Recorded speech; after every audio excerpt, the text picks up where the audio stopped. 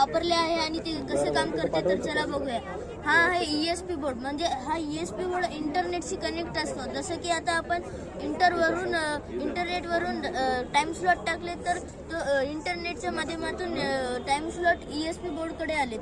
त्यानंतर RTC म्हणजे real time clock. हा RTC रिअल टाइम क्लॉक चालू वेळ म्हणजेच ESP बोर्डकडे जातो. त्यानंतर आता ESP बोर्डकडे चालू वेळ पण आला आणि कोणीतरी शोधत आहे जेज वगैरे होते पहिल्या दिवशी.